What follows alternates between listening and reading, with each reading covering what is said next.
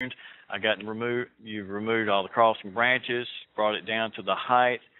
And if you don't remove all the dead twig stuff as well, what will happen is that those dead twigs will actually start decaying, and then when they do fall off, you'll end up putting where they fell will create a little hole in the trunk of the hydrangea, which will give an environment for water to set in, and over time the hydrangea will start decaying, and that's not something you want. So if you look on both sides here, this is the Tarvita hydrangea, and it's all cleaned out in the center, got a nice shape, and it looks really good. Here's the PG hydrangea that is the standard, and obviously when I say you want to bring a hydrangea down to the 6-8 inches, I'm definitely not talking about that on this particular plant. So you see the yellow lines that are in this area right here. That's where you like to have your make your branches. That's where you want to make your cut. So if you look at the main stalks,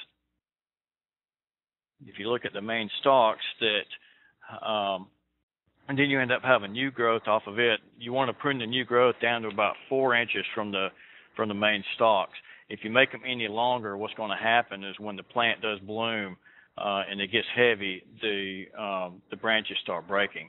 So really, it should look like this by the time you get done pruning it. It looks really nice. It's the dead twigs are taken out, and the crossing branches are taken out as well.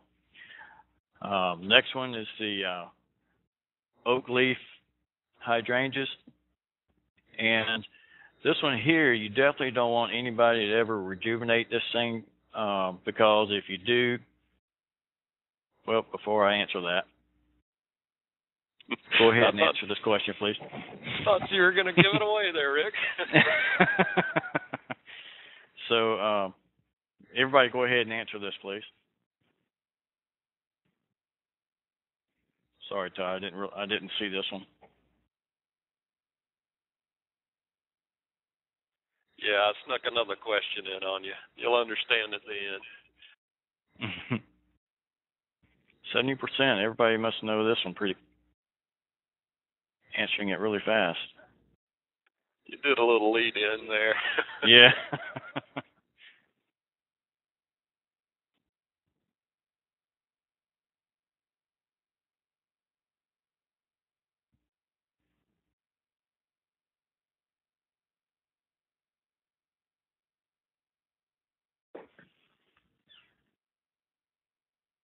We have a little quiz also. All right, 84%.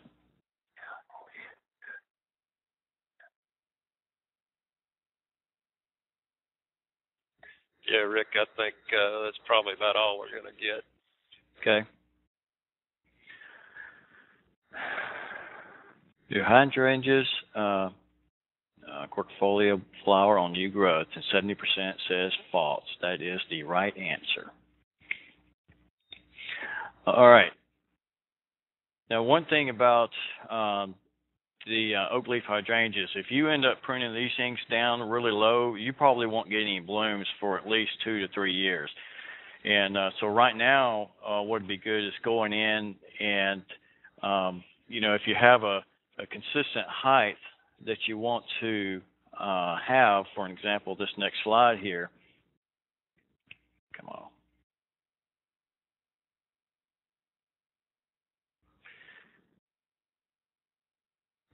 This next slide. So if you have a consistent height, and you have a lot of spikes that are just growing up, and which would be messing up the canopy, you can go in and take these spikes down to the middle of the plant to a bud.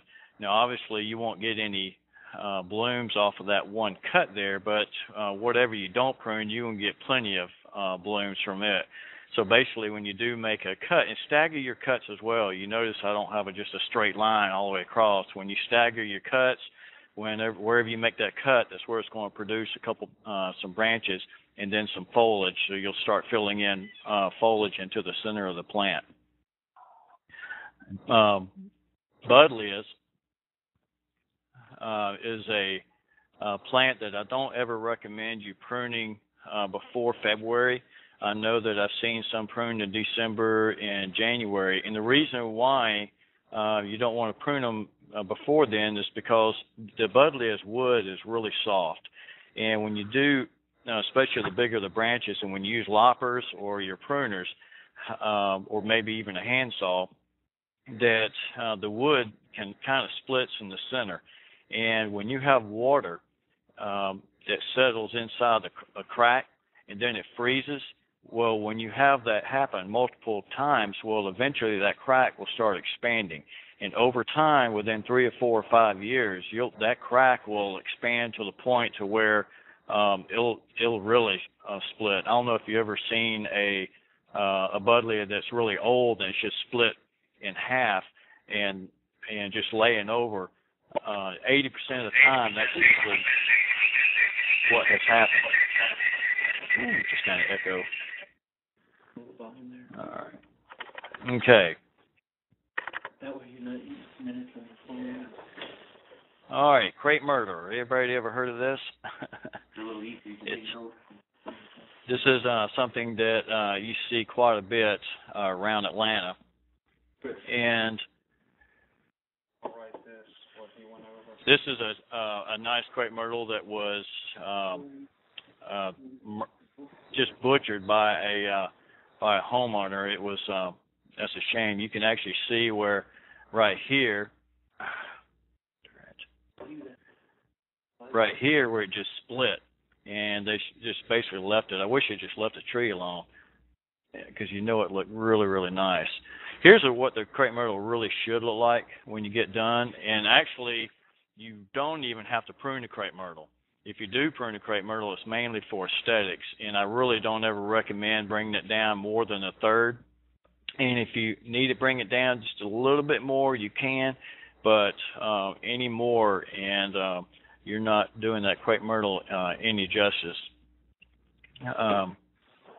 Here is a crepe myrtle that you can see that was damaged, or that was butchered a few years back, and the homeowner actually inherited this, and he had not messed with them for a couple of years. So luckily there was a couple of years worth of growth that, for example, all this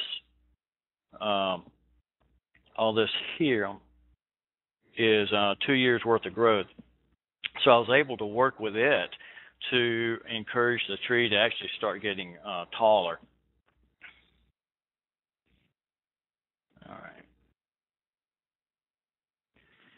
When you have one thing that I always recommend to the supervisors of different companies is that make sure that when you have 3 large crepe myrtles like this, that everybody is on the same page.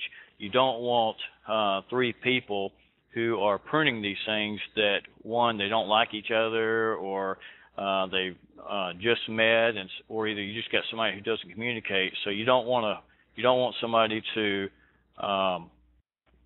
have a crepe myrtle at this height, and maybe there, and then right here, and you just end up having a really bad a bad scenario.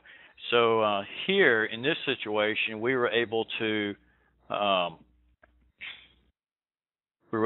get all the same height. Now, another option that you have, other than getting them all the same height, is you could actually lower one here, keep this one here the same height, and bring this one down. So when they do bloom, and you look back, you have a nice silhouette of these crepe myrtles here. All right, and another section here. This is where I like to tell people, for an example, when they have a crepe myrtle next to a sidewalk or a driveway, I really recommend them, especially if it's a smaller crepe, is don't prune it, and let the tree grow up lightly raise the canopy up as you go, and then eventually when you do get a crepe myrtle, for example, these two here that are at a good size, you can go ahead and prune it for aesthetics. And one thing that the reason why I tell them not to prune it is that because when you do end up getting 5 to 6 feet worth of growth on the crepe myrtle every year, and then it blooms, it just hangs over onto the sidewalk. In this case, the crepe myrtle has gotten taller, so when it does bloom and it hangs over, it's not going to get into the pedestrian's pathway. So that's always a good rule of thumb to tell a customer. You know, one thing that I really tell people when I do these PowerPoint presentations, especially to the industry, is that, you know, you guys that are out there pruning, you're setting the example. And I've gone to homeowners before, and I'll ask them, say, you know, why was your crepe myrtle pruned like this? And they go, well, you know, my husband did it because he saw the landscaper do it next door, and then before you know it, you got a whole neighborhood that is basically crepe myrtle murdered. And so this is one thing that I like to do is teaching about these pruning the crepe myrtle, so that way at least be on the right track. This is you can tell right here where it had been pruned at one time, and it is what I would recommend is go ahead and prune it right here and let the collar actually start growing over the wound. Because right now, the way it is now, that collar will never be able to grow over that wound. Now, this is a large crepe myrtle that I pruned just for this PowerPoint presentation. So when you're standing back, one, always remember that safety on pruning these crepe myrtles, especially the big ones, you really need to be careful. Have a ladder with you. Always know where you're stepping at. Crepe myrtles are a lot stronger than people believe or realize they are. Just be careful when you're putting your foot in a crotch. Make sure that your foot doesn't split the branches. So when you stand back at a distance, you want to look at this tree. You want to imagine either a parachute or a snow cone shape, and determine your height. Then you go in and you start removing your little twiggy stuff. And a lot of people will, newcomers to the industry will get their pruners and they'll just clip each one of these things, when all you need to do is get you a pair of gloves and just run straight down the stem and actually be able to knock them off pretty easily. And this is how it should look when you get done removing the twigs. See how clean that is? And then go through and remove any of your dead looking branches, your nubs like this. Prune them down to where you have a nice clean cut like this here. So that way when the collar does actually start growing over the wound, it'll look like this. All right. One thing that you'll have to whenever you put a plant in the ground, one thing you want to make sure is you go ahead and prune it then, not as a winter pruning, but you want to get at least the crossing branches out. When a crepe myrtle is growing out in the field, it actually has a lot of crossing branches in it, and a lot of nurseries that are growing them may not realize that there's so many crossing branches, so they'll dig it up. They'll take it they'll pot them up or ball and burl out, and they'll take them to the nurseries, retail nursery, and they'll prune it up just to make it look nice, so the homeowner will come in and buy it.